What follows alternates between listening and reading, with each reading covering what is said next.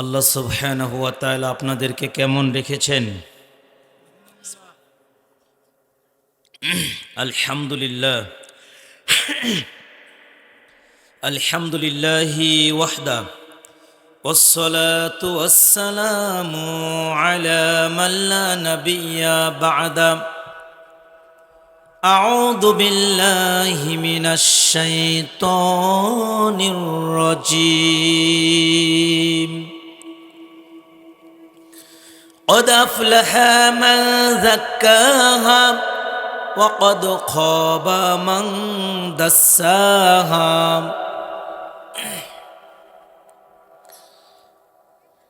بعد فمن زحزها عن النار وأدخل الجنة فقد فاز وما الحياة الدنيا إلا متاع الغرور عن محمد بن لبيد أن رسول الله صلى الله عليه وسلم إن أخوف ما خاف عليكم الشرك الأصغر قالوا وما الشرك الأصغر يا رسول الله صلى الله عليه وسلم قال الرياء رواه أحمد عن أبي سعيد الخدري رضي الله تعالى عنه قال خرج علينا رسول الله صلى الله عليه وسلم ونحن نتذكر المسيح الدجال فقال لا أخبركم بما هو أخوف عليكم عندي من المسيح الدجال قال قلنا بلى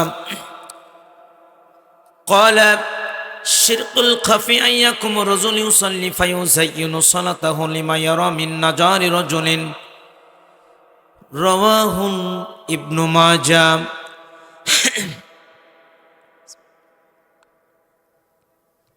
আলহামদুলিল্লাহ। পূর্ব সুজাতপুর শ্যামরাপাড়া জামে মসজিদের উদ্যোগে আয়োজিত বিরাট তাফসিরুল কুরআন মাহফিলের সম্মানিত মুআজ্জাজ মুহতারাম সভাপতি সাহেব,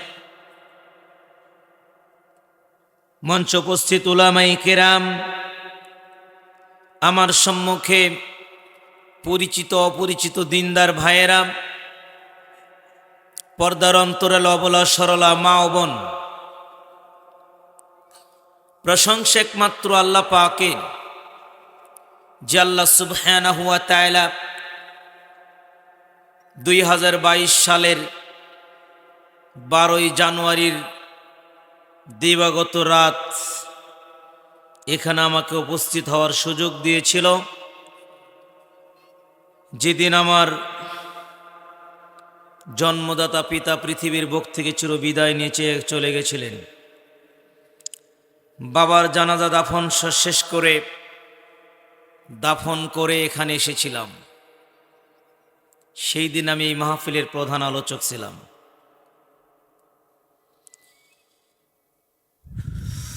দীর্ঘ 11 দিন পর, 11 দিন বাদে 3 বছর পর, 3 বছরে 11 দিন কম থাকা অবস্থায় আবারও যে আল্লাহ পাক এখানে কবুল করলেন, সে আল্লাহ পাকের দরবারে যাবতীয় প্রশংসা আমরা সবাই অন্তর থেকে বলি আলহামদুলিল্লাহ। দরুদ ও সালাম বর্ষিত হোক।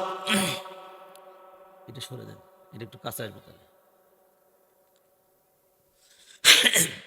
কানি দিকে রাখেন, আগে দেওয়া যাবে, পরে দেবেন।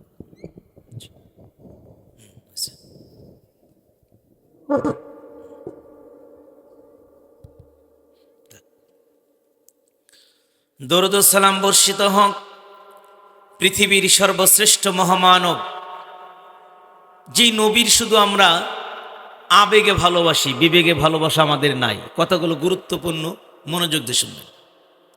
পৃথিবীতে যত দল, যত মত, যত পথ, যত মাযহাব, যত ফেরকা, যত তরিকা তৈরি হয়েছে, সবগুলো ফেরকা তৈরির পিছনে কারণ হলো আল্লাহর নবী সাল্লাল্লাহু আলাইহি সাল্লামের পরিপূর্ণ সুন্নাতের ইত্তেবা থেকে দূরে চলে যাওয়ার কারণ।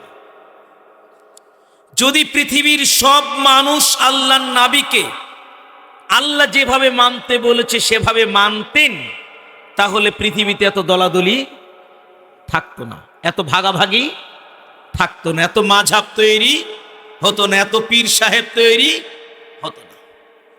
শুধু আল্লাহর নবীকে অমান্য করার কারণে, আল্লাহর নবীর ইত্তেবা মন থেকে না মানার কারণে যত দল, যত মত, যত পদ, যত তরিকা, যত ফেরকা, যত রসম, যত রেওয়াজ এই পৃথিবীতে তৈরি হয়েছে।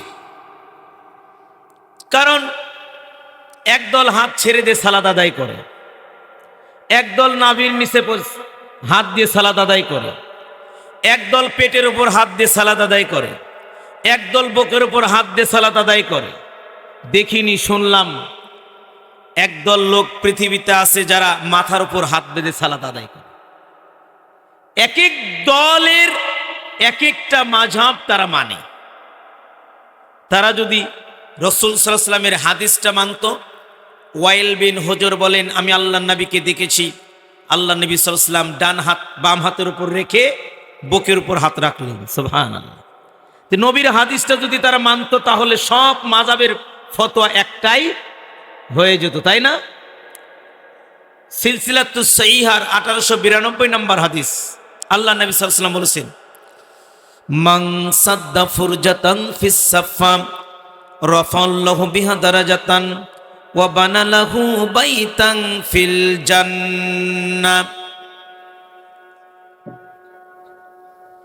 আল্লাহর নবী সাল্লাল্লাহু আলাইহি ওয়াসাল্লাম বললেন, যে ব্যক্তি কাতারের মাঝখানের ফাঁকা বন্ধ করবে, যে ব্যক্তি কাতারের মাঝখানের ফাঁকা বন্ধ করে দাঁড়াবে, পায়ে পা লেগে দাঁড়াবে, ইটের মতো সমান হয়ে যাবে পা, কেনিনেকের মতো কেনিনক লাগবে না।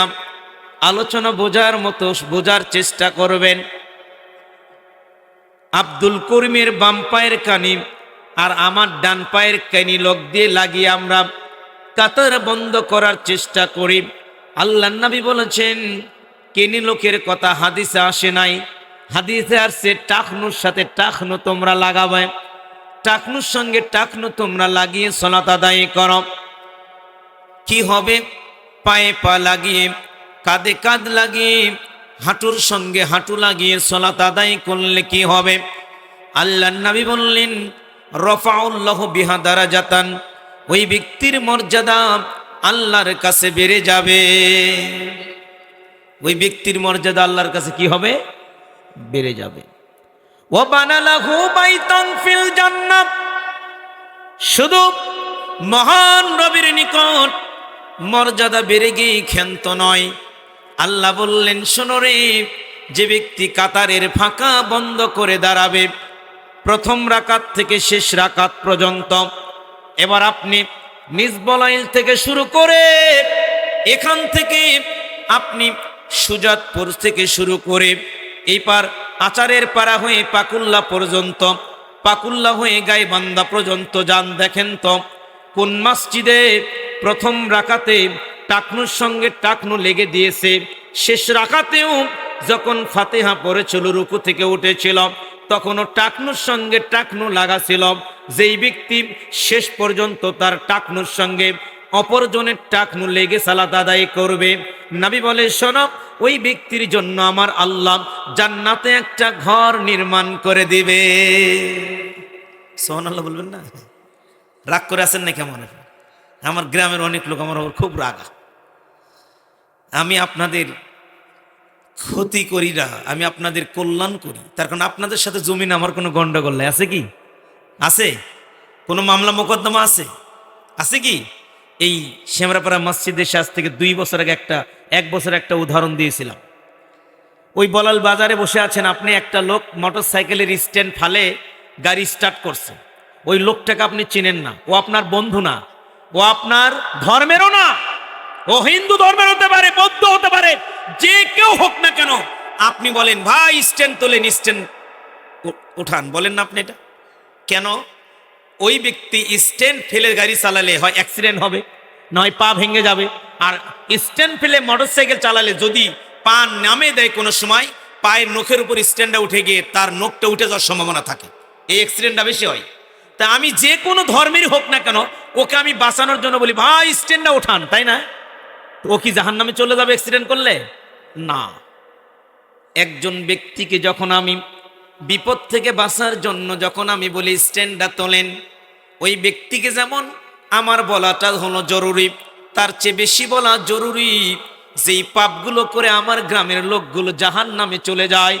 পৃথিবীর যেই বড় পাপগুলো রয়, যেই পাপের কারণে মানুষ মরবে আর জাহান্নামে চলে যাবে, এই পাপগুলোর কথা স্মরণ করে দেওয়া আমি আলামিনের বেশি বেশি জরুরি। কথা বলেন ঠিক কিনা? তার কারণ এই পাপ করে যেন আপনি জাহান্নামের আগুনে না যান। এজন্যই হয়তো আমাকে অনেকেই দেখতে পারে না যে আলামিন অন্য কোনো ওয়াজ জানে না, খালি এই জিনিসগুলো বলে কেন। যে কথা বলতেছিলাম, পৃথিবীর সব মানুষ যদি রাসূলের এই হাদিসটাকে মানত। আমি বলাল বাজারে প্রায় প্রায় সালাত আদায় করি, যখন পিছনে কাতারে আমার জায়গা হয়, আমি দেখতে পারি সামনের কাতারের মুসল্লিরা প্রথম রাকাতে কেনি লঙ্গের সঙ্গে কেনি লঙ্গের লোক না গিয়ে দাঁড়ায়, কিন্তু এক রাকাত যখন হয়ে যায় আবার মুসল্লির মধ্যে 4 ইঞ্চি 3 ইঞ্চি 5 ইঞ্চি করে ফাঁকা হয়ে যায়। এটা হাদিস সম্মত নয়। হাদিস বলছে প্রথম রাকাত থেকে উঠবে, দ্বিতীয় রাকাতে যখন আবার তুমি দাঁড়িয়ে যাবে, তখন অপরজন মুসল্লির সাথে তোমার পায়ে পাকা দেখাত লেগে তুমি চেপে চেপে দাঁড়াবে। এটা যদি তুমি দাঁড়াতে পারো, আমি নবী তোমার জন্য গ্যারান্টি দিলাম, তোমার জন্য আমি নবী আল্লাহর কাছ থেকে একটা জান্নাতে ঘর নিব। আমার আল্লাহ পাক তোমার জন্য এত খুশি হবে, তোমার জন্য আমার আল্লাহ সুবহানাহু ওয়া তাআলা জান্নাতে একটা ঘর নির্মাণ করে দিবে। যেই নবীর ইত্তেবা আমরা করি না, তাই তো আমাদের এত দলাদলি, তাই তো আমাদের এত ভাগাভাগি। যে নবীর ইত্তেবা না করার কারণে রে চাচা ভাতিজার মধ্যে গন্ডগোল হয়। ভাতিজা বিদেশের মাটিতে যায়, আকীদা পরিবর্তন করে, হানাফি মাযহাব থেকে আহলে হাদিস হয়, বুকের উপর হাত বাঁধে, সালাতে জোরে আমিন বলে, ইমামের পিছনে ফাতিহা পাঠ করে। এই একটা ভুলের কারণে এই ভাতিজাকে বাড়ি থেকে বের করে দিয়েছে চাচা। ভাতিজা তো দূরে থাকলো, পাবনার ঘটনা বলছিলাম। ছেলেটা যুবক সৌদি আরবে গিয়ে আকীদা পরিবর্তন করেছে। সে জোরে আমিন বলে, বুকের উপর হাত বেঁধে সালাত আদায় করে, ওই পায়ে পা লাগিয়ে সালাত আদায় করে, সালাতে সূরা ফাতিহা পাঠ করার দলিল দেয়। এই ভুলের কারণেই তার আপন পিতা তাকে বাড়ি থেকে বের করে দিয়েছে। গর্ভবতী বিবিকে নিয়ে এই যুবক বাপের বাড়ি থেকে বের হয়ে যায় শুধু নবীর সুন্নাতকে মানার কারণে, নবীর সুন্নাতকে নিজের জীবনে মেনে নেওয়ার কারণে। আপন পিতা বাড়ি থেকে বের হয়ে যায়, বের করে দেয়, ও তাতেও খুশি যে আমি আমার পিতার বাড়ি থেকে বের হতে পেরেছি, কিন্তু রাসূলের সুন্নাত বুকের মধ্যে নিতে পেরেছি। এর চেয়ে বড় শান্তি আর পৃথিবীতে একটাও না। যোগ পরিবর্তন হয় নাই, মানুষগুলো পরিবর্তন হয়ে এখন এই কালচার নিয়েছে। আল্লাহ নবীর ইত্তেবা করতে রাজি না, নবীকে মানতে রাজি না। বাংলাদেশের এত মানুষ কি তাহলে ভুল জানে? বাংলাদেশের এত মানুষ কি তাহলে জানে না? এত বড় বড় মুফতিরা কি বোঝে না? তুমি একাই বোঝো, তুমি আলামিন একাই বোঝো, এত মানুষ কি বোঝে না? এই কথা যাই বলবে বুঝতে হবে ওই ব্যক্তির ঘাড়ের ওপর মিস্টার শয়তান দিন রাত 24 ঘন্টা বসে বসে থাকে, আর জবানের মধ্যে প্রসাব করে দিয়ে হকের বিরুদ্ধে তাকে কথা বের করে নেয়। কিছুই করার নেই, এটাই বাস্তব। এছাড়া আর কোন উদাহরণ দিলে আপনার হুঁশ ফিরবে। বলতেছিলাম দিনী ভাই, যেই নবীকে মানতে আল্লাহ বলেছেন মাই ওমা তাকুমুর রাসূল ফাখুযুহু ওমা নাহাকুম আনহু ফান্তাহু।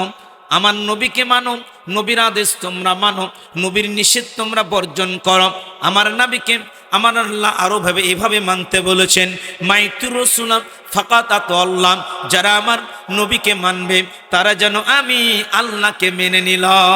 সুবহানাল্লাহ। নবীকে মানলে কাকে মানা হয়? আল্লাহকে মানা হয়। কাকে মানা হয়? আল্লাহকে মানা হয়, একথা আল্লাহ কোরআনে কয়।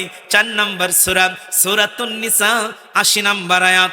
নবীকে মানলে সে ঈমানদার হতে পারবে, নবীকে না মানলে সে ঈমানদার হতে পারবে না।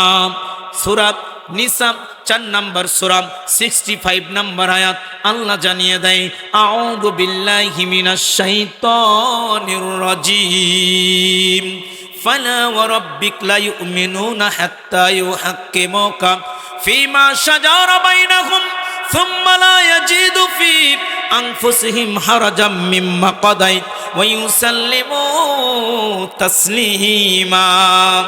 আল্লাহ সুবহানাহু ওয়া তাআলা বলেন, নবী গো, আমি আল্লাহ তোমার ইজ্জতের কসম করে বলছি, হে নবী তুমি পৃথিবীর মানুষকে জানিয়ে দাও, হে নবী তুমি পৃথিবীর উম্মতকে জানিয়ে দাও, তাদের মধ্যে যখন কোনো বিষয়ে ইখতিলাফ হয়, গন্ডগোল হয়, যদিও আয়াতটা নাজিল হয়েছিল একটা ইহুদি আর একজন মুসলমানের বাচ্চা, একজন ইহুদি আর একজন মুসলমানের বাচ্চা একটা জিনিস নিয়ে মীমাংসা হতেছিল, আল্লাহর নবী রায় দিয়ে দিল, রায়টা চলে গেল ইহুদির পক্ষে, মুসলমানের বাচ্চা এই রায়টা মেনে নিল না। মুসলিম বলে, না না, নবীর রায় আমি মানি না, মানব না, মানি না। চলে গেল ওমর বিন খাত্তাবের কাছে, গিয়ে বলে, ওমর রে, নবী রায় দিয়েছে, আমার কলিজা ঠান্ডা হয় নাই, নবীর রায় আমি মানি নাই, তুমি যে রায় দিবে সেটা আমি মেনে নিব। ওমর বলে, নবীর রায় তুমি মানো না? বলে না। সত্যি করে বলো? কই হ্যাঁ সত্যি করে বলছি, নবীর রায় আমি মানি না। ইহুদিও এসেছে, তুমি রায় দিলে তোমারটাও মানবে। ইহুদিও জানেন মুসলমান কোনোদিন নিজের দিকে তাকায় না, মুসলমান সঠিক বিশ্বাসে মানে অটল থাকে।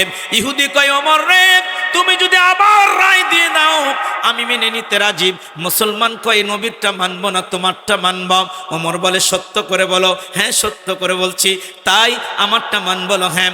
বাড়ির ভিতরে ঢুকে ঘরের ভিতর থেকে নাঙা তলোয়ার নিয়ে এসে আল্লাহু আকবার বলে মুসলমানের বাচ্চার মাথাটা গর্দান থেকে ফেলে দিয়ে বলল, যারা নবীর রায় মেনে নিবে না, আমি ওমরের বিধান হলো ওই ব্যক্তির শরীর থেকে মাথাটা দ্বিখণ্ডিত করে দেওয়া।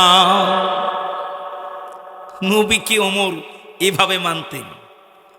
তাহলে এই আয়াতটা কি আমরা অনেকেই যুক্তি দেখাই যে আলামিন যে আয়াতটা বললে এটা তো একটা বিচারের রায়, তো এই আয়াতটি কি খালি বিচারের জন্য হবে না কিয়ামত পর্যন্ত এই আয়াতটা বলবৎ থাকবে? কোরআনের বিধান কিয়ামত পর্যন্ত এটা বলবৎ থাকবে। নবী বলেছেন, শোনো, যখন তুমি ইখতিলাফ দেখবে, যখন তুমি গন্ডগোল দেখবে, একদল বিবাহ মজলিসে বিবাহ পড়ায়, মেয়ের কাছেও কবুল কয়, ছেলের কাছেও কবুল পড়ায়, এটা স্পষ্ট শরীয়তে নিষেধ, স্পষ্ট শরীয়তে নাই, শুধু ছেলের কাছে কবুল হবে। একদল বিবাহ পড়ানোর পরে সম্মিলিত মোনাজাত মেরে বিয়ে পড়িয়ে দেয়। আরেক দল বলছে রাসূল হাদিস বলছে, হাদিসের দোয়া আছে, বারাকাল্লাহু লাকা ওয়া বারাকা আলাইকা ওয়া জামা বাইনাকুমা ফি খাইর। রাসূলের এই হাদিস বলো, দুইজনে গন্ডগোল, একদল মানুষ দাফন করে মিনহা খলাকনাকুম বলে, আরেক দল বলে না। আল্লাহর নবী বুখারীর হাদিসে বলছে, পৃথিবীর সব কাজের শুরুতে তোমরা বিসমিল্লাহ বলো। বিসমিল্লাহ যে কাজের শুরুতে বলা হয় না ওই কাজে শয়তান অংশগ্রহণ করে। সব কাজের শুরুতে বিসমিল্লাহ বলতে হয়। একদল বলে বিসমিল্লাহ বলে মানুষ দাফন করতে হয়, আরেক দল বলে না, মিনহা খলাকনাকুম বলে করো কেন? এটা তো কোরআনের আয়াত। যুক্তি দেখায়, এটা তো কোরআনের আয়াত। ওরে ভাই রে, কোরআন বুঝতে হবে আল্লাহর নবীর তরিকায়। কোরআনের আয়াত থাকলেও আয়াতটা নাজিল হয়েছে আল্লাহর নবীর উপর, ওই নবী বলে দিতেন এই আয়াত বলে তোমরা মানুষ দাফন করো। এই আয়াতের শানে নজুল কিন্তু আমরা জানি না। আয়াত নাজিল হয়েছিল ফিরাউনকে লক্ষ্য করে, ওরে ফিরাউন রে, আমি আল্লাহ মাটি থেকে তৈরি করেছি, মাটিতেই তোকে রাখবো, এই মাটি থেকে আমি আল্লাহ তোরে তুলবো, এই ক্ষমতার মালিক আমি আল্লাহ, আমি সারা পৃথিবীর কারো ক্ষমতা নাই, মাটি থেকে কেউ কাউকে তুলবে। পৃথিবীর জালেম শাসকেরা রে, ও জালেম নেতারা, জেনে রেখো, তোমার যেদিন মালাকুল মাউত চলে আসবে, তোমার দেহ থেকে রুহটা যেদিন সুস করে নেওয়া হবে, তোমাকে মাটিতে রাখা হবে, মাটি থেকেই আমি আল্লাহ তুলবো, মাটিতেই রাখবো, মাটি থেকেই তুলবো। এই ক্ষমতা একমাত্র আমি আল্লাহর জন্যই বা ওয়াজিব, আমি আল্লাহর জন্য খাস, এটা পৃথিবীর কোনো মানুষের জন্য খাস না। আরবিও বুঝে না, আরবি ব্যাকরণ তো বুঝি না। এর অর্থ হচ্ছে, যখন আমি কোনো ব্যক্তিকে মিনহা খলাকনাকুম বলে মাটি দেব, মিনহা খলাকনাকুম ওয়া ফিহা নুঈদুকুম ওয়া মিনহা নুখরিজুকুম তারাতান উখরা, ওরে আব্দুল করিম রে, আমি তোকে মাটি থেকে তৈরি করেছি, তোকে মাটিতে রাখলাম, মাটি থেকে আমি তুলবো। বলেন তো ভাষাটা আল্লাহর কেড়ে নিলেন আপনি। এই কথার মধ্যে শিরকের গন্ধ নিহিত আছে, কথা বলেন ঠিক কিনা? এজন্য মিনহা খলাকনাকুম বলার একদল লোক আছে, বিসমিল্লাহ বলার একদল লোক আছে, কথা বলেন ঠিক কিনা? একদল লোক আছে মরার বাড়িতে দাওয়াত খাইতে যাওয়া, আছে কি নাই? একদল লোক আছে মরার বাড়িতে কোরআন খতম করে দাওয়াত খাওয়া। আমরাও খাইতাম ভাই, আমরাও খাইতাম ভাই। আমি বুঝি নাই, ওই যে আমাদের পশ্চিম পালার হুদা স্যার, আমি তখন ছোট্ট মাদ্রাসায় পড়ি, আল্লাহ স্যারকে জান্নাতবাসী করুক, আমরা বলি আল্লাহুম্মা আমিন। রাস্তার মধ্যে মফিজ স্যারের বাড়ির কাছে রাস্তার মধ্যে পৃথিবী থেকে চিরবিদায় নিয়ে চলে গেল। আমরা ওস্তাদের সাথে গেলাম তার বাড়িতে কোরআন খতম দেওয়ার জন্য। তখন জানতাম না, বুঝতাম না, বিদাত করতাম। আল্লাহ নবীর সাহাবীরা মারা গিয়েছিল বদরের প্রান্তরে রে। 17ই রমজান আল্লাহ নবীর সাহাবীরা নিজেদের জীবন বিলিয়ে দিয়ে ইসলামের বিজয় ছিনিয়ে নিয়ে এসেছিল। সেই বিজয় আজকে আমরা হারিয়ে ফেলেছি। যেই বিজয় বদরের যুদ্ধ আমার আল্লাহ মুসলমানদেরকে দান করে দিয়েছিল। আল্লাহ নবী ইচ্ছা করলে পারতেন পরের বছর তাদেরকে 17ই রমজান মিলাদ মাহফিল করার জন্য, মৃত্যুবার্ষিকী করার জন্য আল্লাহ নবী পারতেন। আল্লাহ নবী বলতেন, ও সাহাবীরা রে, এই 70 জন সাহাবীর শিওরে বসে তোমরা কোরআন তেলাওয়াত করো, তাদের জন্য কোরআন তেলাওয়াত করো, তাদের মৃত্যু ব্যক্তির জন্য কোরআন তেলাওয়াত করো। এমন কোন প্রমাণ, এমন কোন দলিল আল্লাহ নবী সাল্লাল্লাহু আলাইহি ওয়াসাল্লাম দেয় নাই। দিয়েছে কি? দিয়েছে কি? এজন্য ইখতিলাফ আছে, মতানৈক্য আছে। আল্লাহ জানাই শোনো, যারা ইখতিলাফের ক্ষেত্রে, মতানৈক্যের ক্ষেত্রে যারা আমি নবীর বিধান যারা মানবে না, নবী তুমি বলে দাও রে, এই নবী তুমি জানিয়ে দাও যে ব্যক্তিগুলো আমি আল্লাহর, আমার নবীর রায় মানে নিবে না, আমার নবীর ফতোয়া মেনে নিবে না, আমার নবীর আদেশ মেনে নিবে না, আমি আল্লাহ আসমান থেকে ওই ব্যক্তির ফায়সালা দিয়ে দিলাম, ওই ব্যক্তি ঈমানদার না, ওই ব্যক্তি ঈমানদার না, ওই ব্যক্তি হলো বেঈমান, বেঈমান, বেঈমান। সম্মানিত দিনী ভাই, যে কথা আমি আপনাকে বোঝাতেছিলাম, যেই নবীর ইত্তেবা করতে আল্লাহ বলেছেন, যেই নবীর ইত্তেবা করলে ইমানদার হওয়া যায়, সেই মহান নেতা বিশ্ব নবী, যাকে মানলে জান্নাত পাওয়া যায়, যাকে মানলে গুনাহগুলো ঝরে যায়, আর যাকে মানলে জান্নাত পাওয়া যায়। বুখারীর 7280 নম্বর হাদিস, যাকে মানলে, যাকে ভালোবাসলে, যার হাদিস ভালোবাসলে, যার সুন্নাত ভালোবাসলে জীবনের গুনাহগুলো ঝরে যায়। সূরাতুল ইমরানে তার প্রমাণ। সেই মহান নেতা বিশ্ব নবীর উপর আমরা জবান খুলে দরুদ ইব্রাহিম পড়ি, সবাই বলি আল্লাহুম্মা সাল্লি আলা মুহাম্মাদিন ওয়া আলা আলি মুহাম্মাদ কামা সাল্লাইতা আলা ইব্রাহিম ওয়া আলা আলি ইব্রাহিম ইন্নাকা হামিদুম মাজিদ। আল্লাহুম্মা বারিক আলা মুহাম্মাদিন ওয়া আলা আলি মুহাম্মাদ কামা বারাকতা আলা ইব্রাহিম ওয়া আলা আলি ইব্রাহিম ইন্নাকা হামিদুম মাজিদ। আলহামদুলিল্লাহ। সম্মানিত উপস্থিতি, না সম্মানিত উপস্থিতি, মহাগ্রন্থ আল কোরআনুল কারিম থেকে ভূমিকাতে অনেক আলোচনা হয়ে গেছে কিন্তু, তাই না? যাদের বোঝার দরকার, অনেকে কুয়াশা, ঘন কুয়াশার মধ্যে আমরা বসে আছি, পিছনে একটাই কারণ, সেটা হলো আমরা জান্নাত যেতে চাই। কথা বলেন ঠিক কিনা? সবার টার্গেট কি, জান্নাত না জাহান্নাম? জান্নাত। পরকালের সফলতা আমরা সবাই পেতে চাই, তাই না? একটি জান্নাত আমার কাম্য, যে জান্নাতেরই তরে নবী জিহাদ করেছেন অদম্য, সেই জান্নাত আমার কাম্য। ঠিক কিনা ভাই? আল্লাহ সুবহানাহু ওয়া তাআলা জান্নাতের পথ পদ্ধতি আমাদেরকে জানিয়ে দিয়েছেন। সম্মানিত দিনী ভাই, বলতেছিলাম মহাগ্রন্থ আল কোরআনুল কারীমের 91 নম্বর সূরা সূরাতুশ শামসের ভিতর আমার আল্লাহ জানিয়ে দেয়, আউযু বিল্লাহি মিনাশ শাইতানির রাজীম, قد أفلح من زكاها ওয়াকাদ খাবা মান দাসাহা। আল্লাহ বললেন শোনো, সফলতার চূড়ান্ত শিখরে ওই ব্যক্তি পৌঁছিতে পেরেছে। সফলতার চূড়ান্ত শিখরে ওই ব্যক্তি পৌঁছে গেছে যে ব্যক্তি সফলতা মানে হলো জান্নাত, সফলতা মানে হলো জান্নাত। সফলতার চূড়ান্ত শিখরে ওই ব্যক্তি পৌঁছেছে রে যেই ব্যক্তি তার আত্মাকে পাপ থেকে মুক্ত করতে পেরেছে, যে ব্যক্তি তার দেহকে, যে ব্যক্তি তার আত্মাকে পাপ থেকে বাঁচাতে পারছে, ওই ব্যক্তি সফলতা অর্জন করতে পেরেছে। আমরা সবাই পাপী, কথা বলেন ঠিক কিনা? তিরমিজির 2499, ইবনু মাজার 4251 নম্বর, সহিউল জামের 2769 নম্বর, মিশকাতুল মাসাবির 2341 নম্বর হাদিস। আল্লাহ নবী সাল্লাল্লাহু আলাইহি ওয়াসাল্লাম বলছেন, কুল্লু বানি আদম খাত্তাউ ওয়া খয়রুল খাত্তাইনা আত-তাওয়াবুন। আদম সন্তান যারা আছে সবাই পাপী। সবাই কি বলেন তো? পাপী। এই পাপীদের মধ্যে ওই ব্যক্তি উত্তম যে ব্যক্তি পাপ করার পরে আল্লাহর কাছে কি চায়? ক্ষমা চায়। পাপ করার পরে যে ব্যক্তি আল্লাহর কাছে ক্ষমা চায়, ওই ব্যক্তি পাপীদের মধ্যে সবচেয়ে উত্তম। এখন যদি আমি বলি আমার কোনো পাপ নাই, আমি যদি বলি, অনেক সময় ভোটের আগে বলে যে আমার নেতার চরিত্র ফুলের মতো পবিত্র, বলে না, আসেন এরকম বলে না, অথচ নেতা নামাজ পড়ে না এক ওয়াক্ত, এরকম নেতা কি আমাদের সমাজে নাই? কথা কন না কে? নাই, আছে। তে অথচ প্রত্যেক ব্যক্তি হলো পাপী।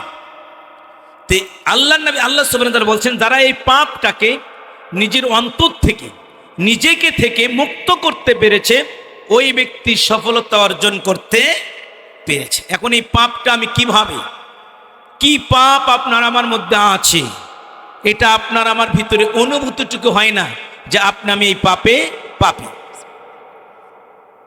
সম্মানিত উপস্থিতি, আলহামদুলিল্লাহ, যে কথা বলছিলাম, পাপটা দুই প্রকার।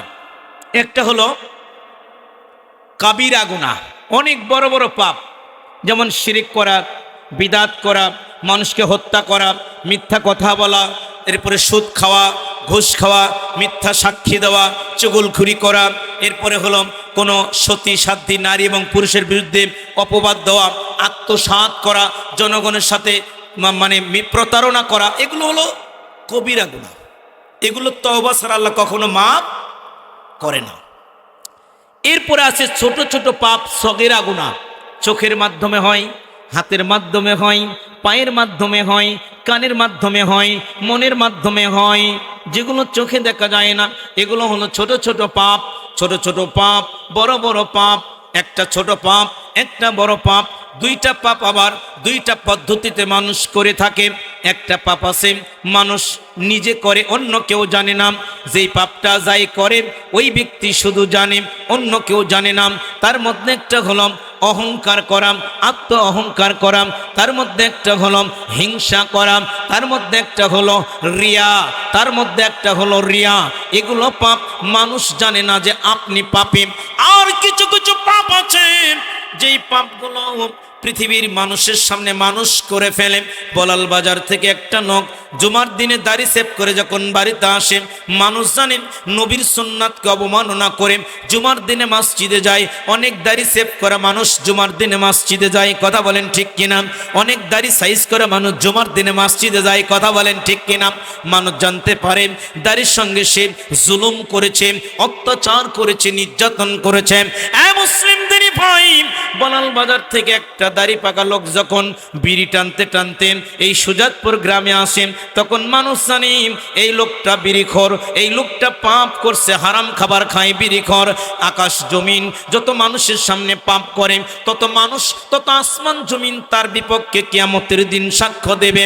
মানুষ যখন মাজারে গিয়ে সন্তান চায়, বাবা মানিক পীর এসেছি তোমার দ্বারে, হয়ে নিতান্ত অধীর, দয়া করে একটি ছেলে দাও না আমার কোলে তুলে, অতৃপ্ত আত্মায় আমার হয়ে যাক স্থির।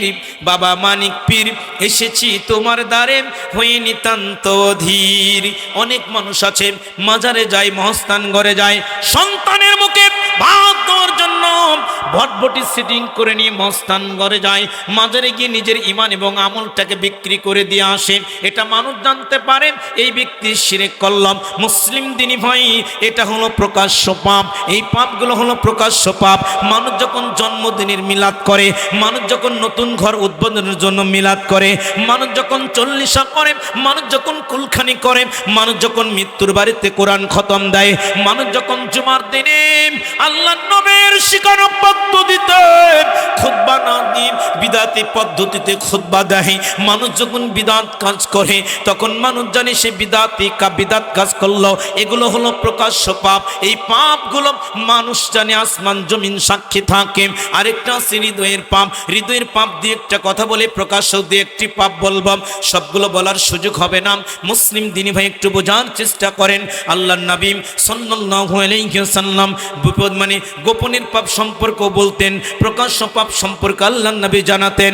মুসলিম দিনী ভাইয়েরা, বলতেছিলাম গোপনে যে পাপগুলো আছে, এই পাপের মধ্যে একটা পাপ হলো অহংকার করা, আত্ম অহংকার করা, আত্মগর্ব করা। আমার আল্লাহ সুবহানাহু ওয়া তাআলা কোরআনুল কারীমের ভিতরে 7 নম্বর সূরা 40 নম্বর আয়াতে আল্লাহ জানিয়ে দেয়, শোনো, আউযু বিল্লাহি মিনাশ শাইতানির রাজীম, ইন্নাল্লাযীনা কাযযাবু বিআয়াতিনা ওয়াস্তাকবারু আনহা লা তুফাত্তাহু লাহুম আবওয়াবুস সামাই ওয়া লা ইয়াদখুলুনাল জান্নাহ হাত্তা ইয়ালিজাল জামাল ফি সাম্মিল খিয়াত ওয়া কাযালিকা নাযজিল মুহসিনিন। আল্লাহ সুবহানাহু ওয়া তাআলা বলে, এই পৃথিবীর মানুষ রে, যেই ব্যক্তি আমি আল্লাহর বিধানকে অমান্য করে মুখ ফিরিয়ে চলে যায়, আমি আল্লাহর হুকুমকে অমান্য করে, আমার নবীকে অমান্য করে মুখ ফিরিয়ে চলে যায়, ওই ব্যক্তি হলো অহংকারী। ওই ব্যক্তির জন্য আমি আল্লাহ আসমানের দরজাগুলোকে বন্ধ করে দেই। লা ইয়াদখুলুনাল জান্নাহ, ওই ব্যক্তি জান্নাতে প্রবেশ করতে পারবে না। হাত্তা ইয়ালিজাল জামালু ফি সাম্মিল খিয়াত, সূচের ছিদ্র দিয়ে। কার ছিদ্র দিয়ে? সূচের ছিদ্র দিয়ে। সুই চিনেন তো? সুই চিনেন না? বিসমিল্লাহ, আলহামদুলিল্লাহ। সূচের ছিদ্র দিয়ে উটকে ঢোকানো যেমন অসম্ভব, সূচের ছিদ্র দিয়ে উটকে ঢোকানো যেমন অসম্ভব, সূচের ছিদ্র দিয়ে উটকে ঢোকানো যেমন অসম্ভব, তেমনি করে যেই ব্যক্তি অহংকার করবে, ওই ব্যক্তির জন্য জান্নাতে যাওয়া তার জন্য অসম্ভব। সে জান্নাতে যাবে না, জান্নাতে যাবে না।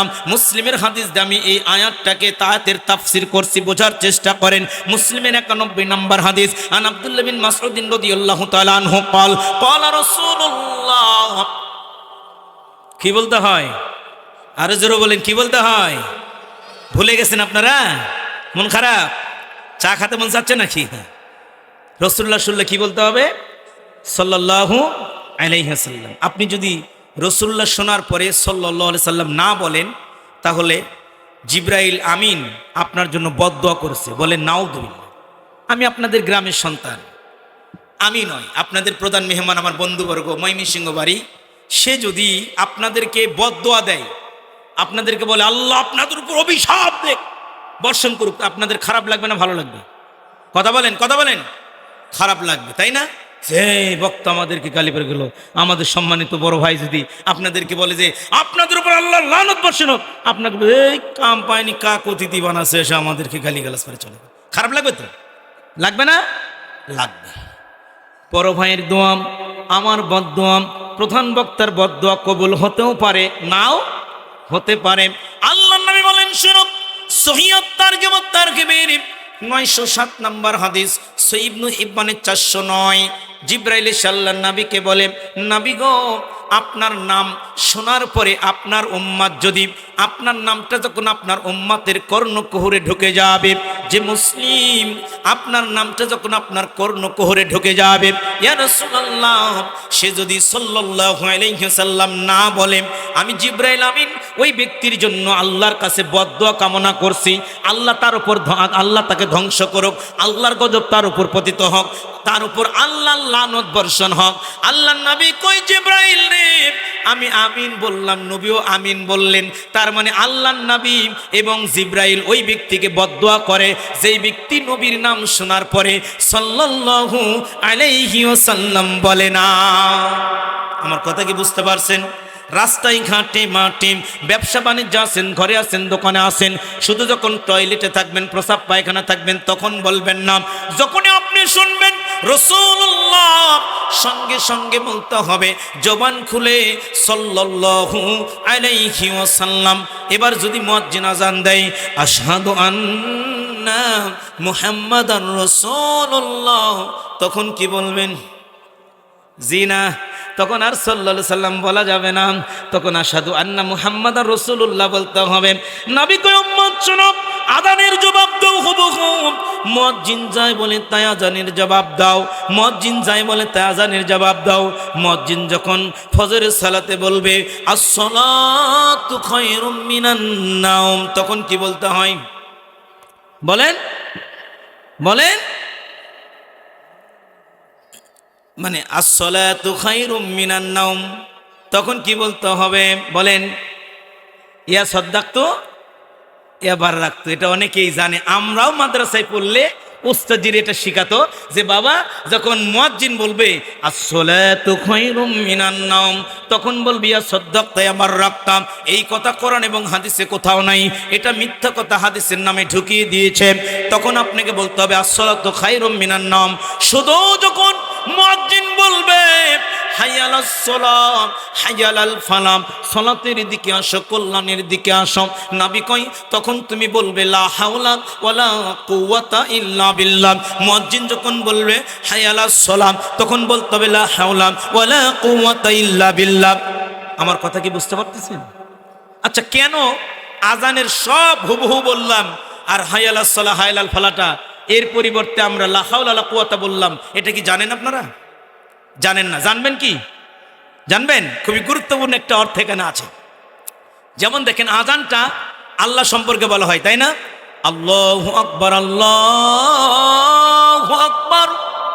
আল্লাহ সবচেয়ে বড়, আল্লাহ সবচেয়ে মহান বা বড়, তাই না? তা আপনি মুয়াজ্জিন যখন আজান দেয় তখন আপনি ওই চরের মধ্যে মরিচের ভিয়ে মরিচ নিরাচ্ছেন মনে করেন, তখন আপনি বললেন আমিও সাক্ষ্য দেই রে মুয়াজ্জিন ভাই, আল্লাহ সবচেয়ে বড়, আল্লাহ সবচেয়ে বড়। মুয়াজ্জিন এবার বলেন আশহাদু আল্লা ইলাহা ইল্লাল্লাহ, আমি সাক্ষ্য দিচ্ছি, আমি সাক্ষ্য দিচ্ছি আল্লাহ ছাড়া সত্য কোনো মাবুদ নেই। আপনি ওখান থেকে বলেন আমিও সাক্ষ্য দেই আল্লাহ ছাড়া সত্য কোনো মাবুদ নেই। কথা বলেন ঠিক কি না? মুয়াজ্জিন যখন বলে আশহাদু আন্না মুহাম্মাদার রাসূলুল্লাহ,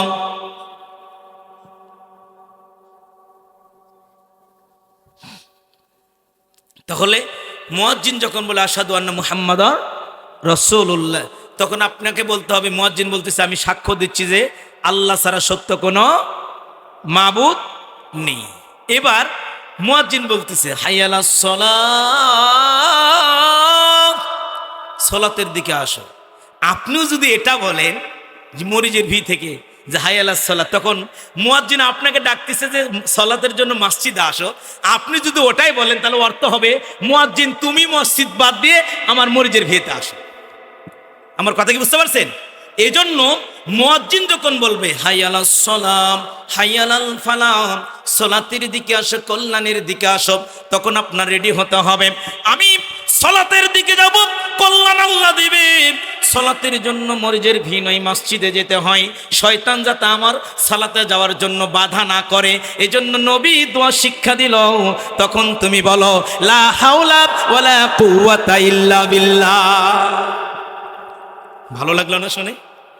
বুঝতে পারলাম না আমরা যে কেন আজানের ক্ষেত্রে হায়ালাস সালার ক্ষেত্রে লা হাওলা ওয়ালা কুওয়াতা বলি। সম্মানিত দিনী ভাই, আল্লাহ নবী সাল্লাল্লাহু আলাইহি সাল্লাম বলছেন আন আব্দুল্লাহ ইবনে মাসউদ রাদিয়াল্লাহু তাআলা আনহু قال قال রাসূলুল্লাহ বলেন সাল্লাল্লাহু আলাইহি ওয়াসাল্লাম লা ইয়াদখুলুল জান্নাহ মান কানা ফি কলবি মিসকালা যাররাতিন মিন কিবার। নবী কয় উম্মত রে, ওই ব্যক্তি কখনো জান্নাতে যাবে না ওই ব্যক্তি জান্নাতে যাবে না যার অন্তরে যাররা পরিমাণ অহংকার থাকে। তখন আল্লাহ নবীর সাহাবীরা দাঁড়িয়ে বললেন, ইয়া রাসূলুল্লাহ, মানুষ তো চায় তার জুতা জোড়া সুন্দর হোক, মানুষ তো চায় তার পোশাক সুন্দর হোক, নবী গো এটা কি অহংকারের মধ্যে পড়ে না? আল্লাহ নবী বললেন, না না, ইন্নাল্লাহ জামিলুন ইউহিব্বুল জামাল, আল্লাহ সুন্দর, আল্লাহ সৌন্দর্যটাকে পছন্দ করে।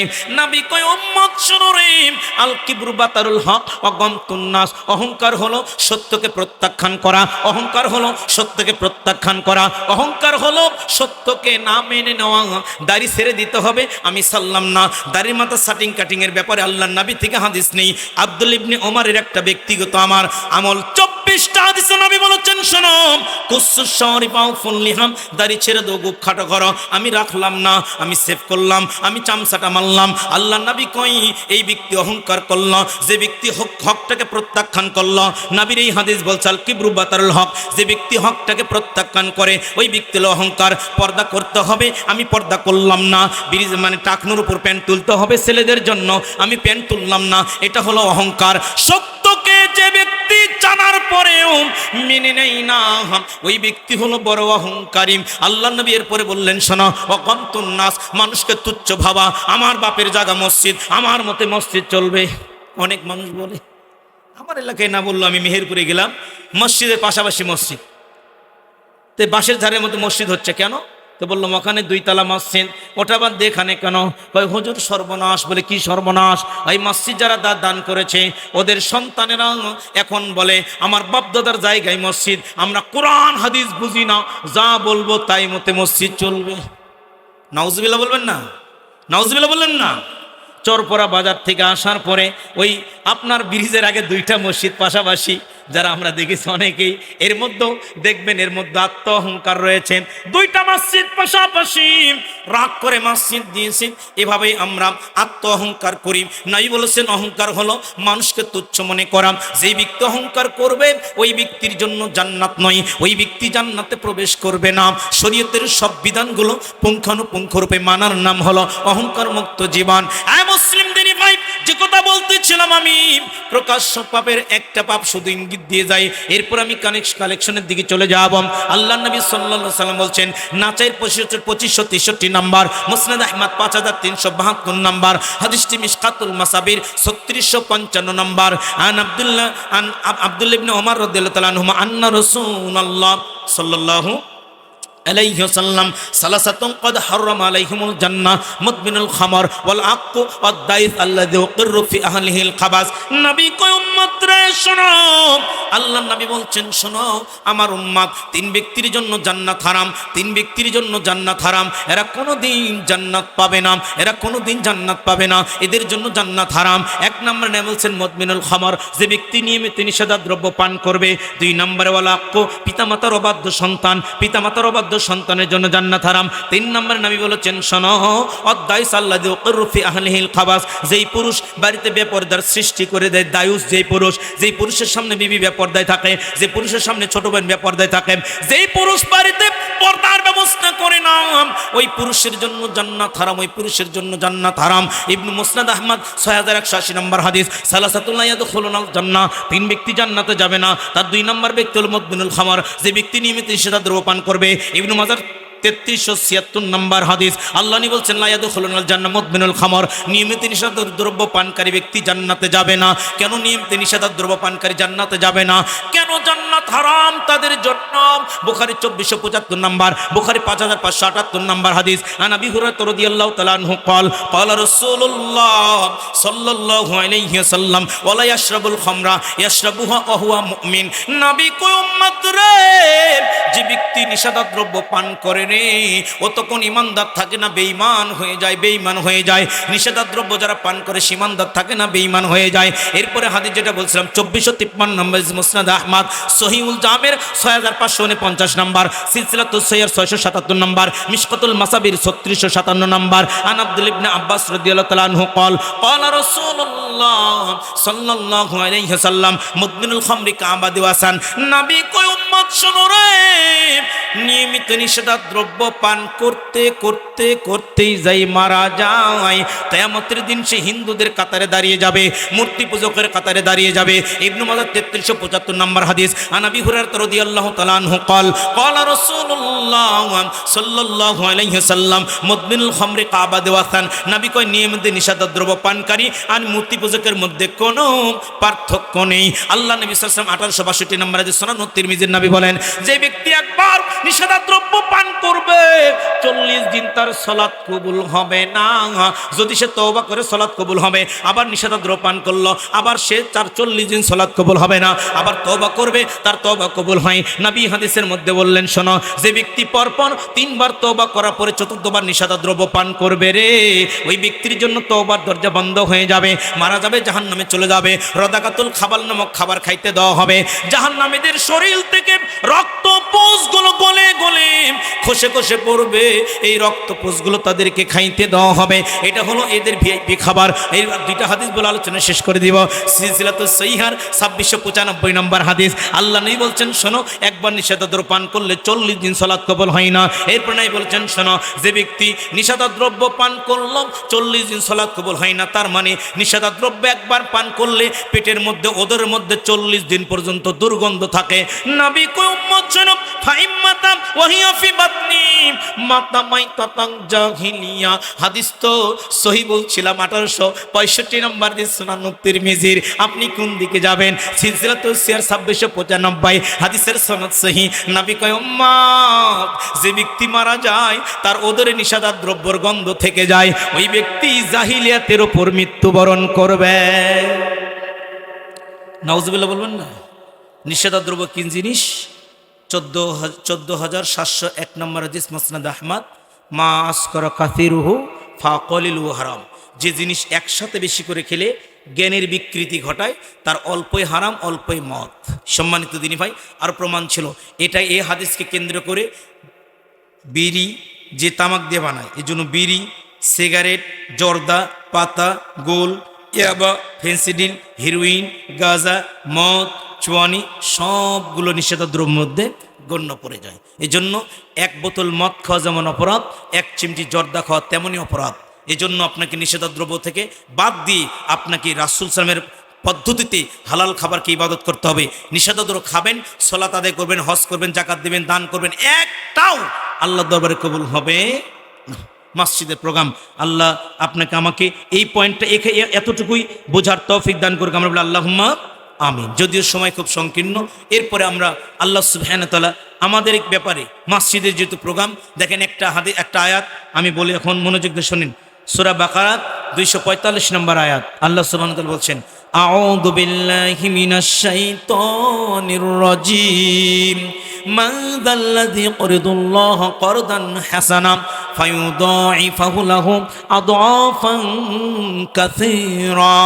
আল্লাহ কয়, আমার বান্দার শোনো, এ আমার আদম সন্তান শোনো রে, কে আছো জমির মধ্যে, আমি আল্লাহকে কর্জে হাসানা দেবে, আমি আল্লাহকে দান করবে, আমি আল্লাহকে ঋণ দিবে। আল্লাহর টাকার অভাব নেই, আল্লাহ আমাদের সব কিছু দেয়, কিন্তু নবী বললেন, কে আছে তোমাদের মধ্যে আমি আল্লাহর পথে, আমি আল্লাহকে ঋণ দিবে, আমি আল্লাহকে ঋণ দিবে, তার মানে আল্লাহর পথে ব্যয় করবে। আমি আল্লাহ তার দুনিয়ার জীবনে যত সম্পদ আছে সব সম্পদগুলোকে আমি আল্লাহ বহু গুণে বাড়িয়ে দেব। বলেন সুবহানাল্লাহ। বুখারীর 5352 নম্বর হাদিস, মুসলিমের 2355 নম্বর হাদিস। আন আবি হুরায়রা রাদিয়াল্লাহু তাআলা আনহু ক্বালা, আন আবি হুরায়রা রাদিয়াল্লাহু তাআলা আনহু আন্না রাসূলুল্লাহ সাল্লাল্লাহু আলাইহি ওয়াসাল্লাম ইয়াকুলু ক্বালা আল্লাহু তাবারাকা ওয়া তাআলা আনফিক ইয়া ইবনে আদম উনফিক আলাইক। আমার নবী কয়, আমার উম্মত শোনো, আমার আল্লাহ বলেছেন হাদিসে কুদসি, আল্লাহ কয় না উম্মত শোনো রে, আল্লাহ কয় বান্দা শোনো, আনফিক ইয়া ইবনে আদম উনফিক আলাইক, আদম সন্তান তুমি আমার জন্য দান করো, আমি আল্লাহ আসমান থেকে তোমার জন্য ব্যয় করব। আদম সন্তান তুমি আমার জন্য দান করো, আমার পথে আমি আল্লাহ তোমার জন্য ব্যয় করব। আল্লাহ নবী, আল্লাহ যা আপনাকে সম্পদ বাড়িয়ে দিবে, এটা আল্লাহ ডাইরেক্ট বলে তুমি আমার জন্য ব্যয় করো, আমি আল্লাহ আসমান থেকে তোমার জন্য ব্যয় করব।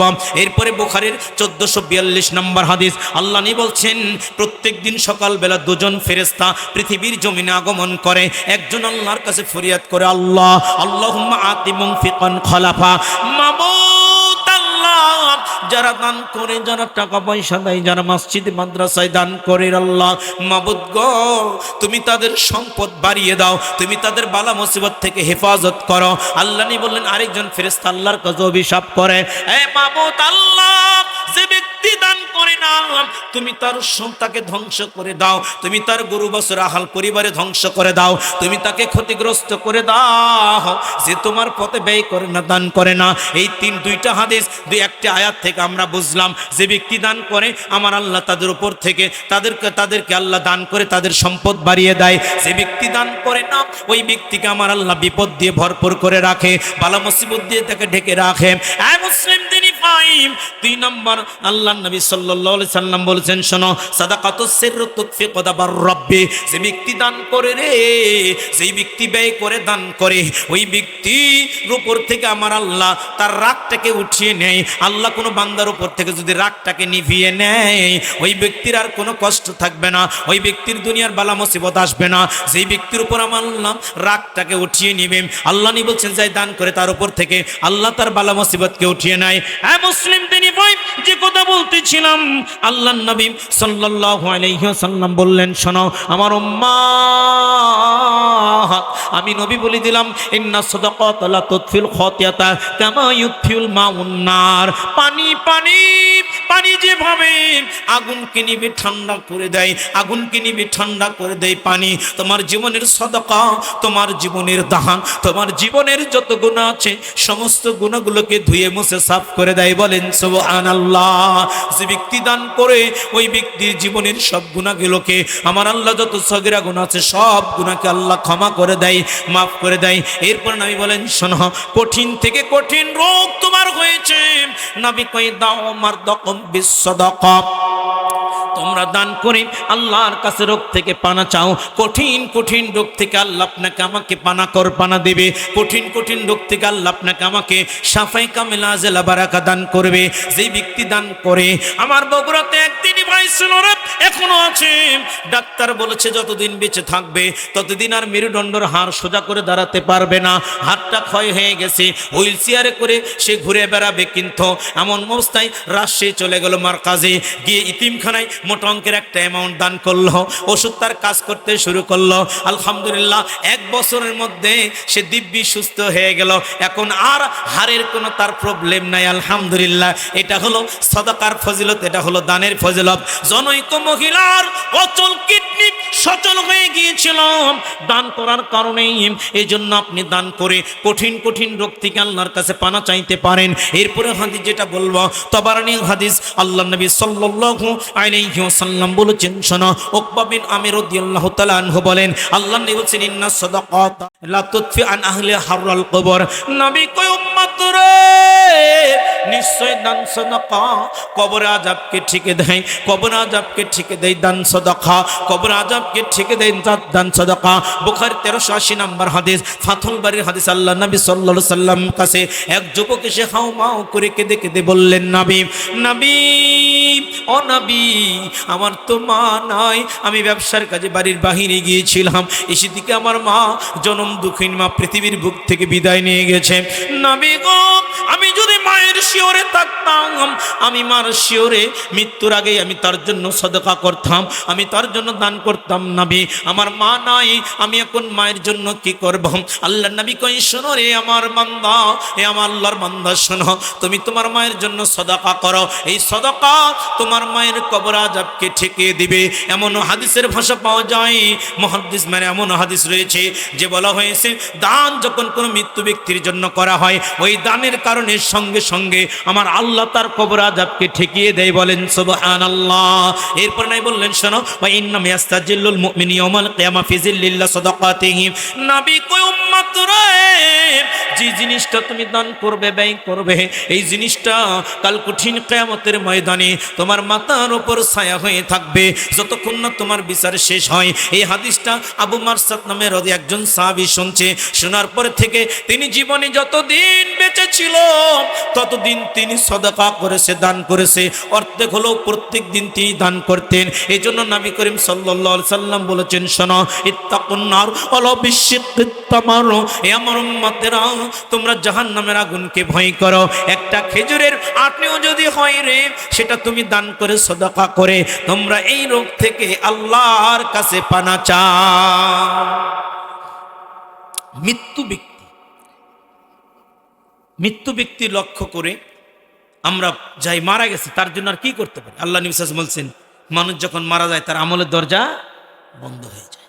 তিনটা থাকে, ইল্লা মিন সাদাকাতিন জারিয়া আও ইলমি ইউনতাফাউ বিহি আও ওয়ালাদিন সালিহুন ইয়াদউ লাহা। নবী কয় উম্মত শোনো, মানুষ যখন মারা যায় আমলের দরজা বন্ধ হয়ে যায়, তিনটা দরজা খোলা থাকে। সদকা জারিয়া, সে মসজিদে দান করে গেছে, মাদ্রাসায় দান করে গেছে, মক্তবে দান করে গেছে, রাস্তা নির্মাণ করে থুয়ে গেছে, মেহমানখানা নির্মাণ করে থুয়ে গেছে রে, এই সবগুলো সে কবরে বসে বসে পায়। আরেকটা তার নেককার সন্তান যখন সে তার জন্য আরেকটা তার ইলম, যে ইলমটা ভালো ইলম, কোরআনের ইলম, যেটা আল্লাহর সুবহানাহু ওয়া তাআলার দ্বীনের ইলম অর্জন করে বিতরণ করে গেছে, এটা তার জন্য কবরে থেকে কবরে কিয়ামত পর্যন্ত যা চালু থাকবে। আয় আমার সাহাবীরা শোনো, এরপরে আওয়ালাদুন সালিহিন ইয়াদউ লাহু, যে ব্যক্তি নেককার সন্তান পৃথিবীতে রেখে যায়, যেই সন্তান ওই বাবার জন্য দুহাত তুলে দোয়া করে বলে রব্বির হামহুমা কামা রব্বায়ানি সগীরা। মনে রাখবেন এই নিজবলাইল গ্রামবাসী, ওই রমজান মাসে অনেকে আমরা মৃত্যু ব্যক্তির জন্য নামে ভাত খাওয়াই। পুরো গ্রামের সব মানুষকে 10 কোটি টাকা খরচ করে পুরো সারিয়াকান্দি সোনাতলা থানার সব হাফেজকে ডাক দিয়ে ওই রমজান মাসে 1000 হাফেজকে দিয়ে যদি আপনি বা আপনার মৃত্যু বাবার জন্য কোরআন খতম করে নেন, কোরআন খতম করে নিয়ে আপনি যদি ওই রমজান মাসে ইফতারের পূর্বে ইফতারকে সামনে নিয়ে পুরো গ্রামের মানুষকে নিয়ে আখেরে মোনাজাত করেন বাবার জন্য, এই সব বাপের কবরে যাবে বলে কোনো প্রমাণ নাই, আসমানের নিচে জমিনের উপরে কোনো প্রমাণ নাই। কিন্তু আপনি সন্তান, আপনি সিয়াম মুখে রেখে যদি দুহাত তুলে আল্লাহর কাছে বলেন রব্বির হামহুমা কামা রব্বায়ানি সগীরা, এই সব আমার আল্লাহ আপনার বাবার কবরে পৌঁছে দিবে। এটার গ্যারান্টি আছে, ওটার গ্যারান্টি নাই। আপনি এখন কোনটা করবেন যাচাই করেন ভাই। হ্যাঁ মুসলিম দিনী ভাই, মসজিদের মাহফিল, এই জন্য আপনাদেরকে বললাম, যাদের আত্মীয় স্বজন মারা গেছে, যাদের বাবা মারা গেছে, যাদের মা মারা গেছে, যাদের ছেলে গেছে, যাদের স্বামী মারা গেছে, যাদের বিবি মারা গেছে, অন্তত 500, 1000, 2000 করে টাকা সদকা করবেন। মসজিদটা আমাদের নির্মাণের খুবই প্রয়োজন, খুবই দ্রুত গতিতে দিবেন। 1000, 2000, 3000 টাকা আমি আপনাদের জন্য দোয়া করে দেবো ইনশাআল্লাহ। আল্লাহ সুবহানাহু ওয়া তাআলা আপনার দানটা কবুল করে নিক। আমরা বলি আল্লাহুম্মা আমিন। একটু হাত তোলেন কে আছেন। প্রথমে 2-3 হাজার টাকা, 4000, 5000 টাকা, 1 মণ 2 মণ ধান দান করবেন। আল্লাহ সুবহানাহু ওয়া তাআলা আপনার সম্পদ কখনো কমিয়ে দিবে না। আল্লাহ বলেছেন, ওয়াদা দিয়েছেন যে দান করে আমি আল্লাহ তার সম্পদ কোনো দিন কমাই না, তার সম্পদ বাড়াতেই থাকি, বাড়াতেই থাকি।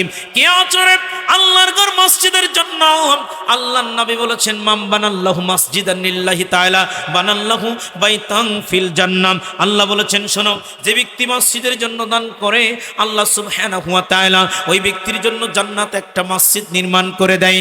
নবী বলে আরো শোনো, মুসনাদ আহমদের হাদিস, যে ব্যক্তি মসজিদে দান করে মসজিদটাকে সুন্দর কারুকার্য সুন্দর করে প্রশস্ত করে দান করে মসজিদটাকে, আমার আল্লাহ ওই ব্যক্তির জন্য তার চেয়ে প্রশস্ত ঘর জান্নাতের মধ্যে নির্মাণ করে রেখে দেয়। বলেন সুবহানাল্লাহ। প্রথমে আমি আপনাদের কাছে চাবো 1 মণ 2 মণ ধান, 500 থেকে শুরু করেন, 1000, 2000, 3000 টাকা হাত তোলেন আল্লাহর কাছে। আল্লাহ আপনাদের দানটা কবুল করবেন ইনশাআল্লাহ। কে আছেন সর্বপ্রথম দান করবেন, আমি দোয়া করে দেব আল্লাহ সুবহানাহু ওয়া তাআলা আপনার দানটা কবুল করে নেবে ইনশাআল্লাহ। মাশাআল্লাহ, বারাকাল্লাহ, হায়াকাল্লাহ, জাযাকাল্লাহু খায়রান ফিদ দান। কি নাম চাচা?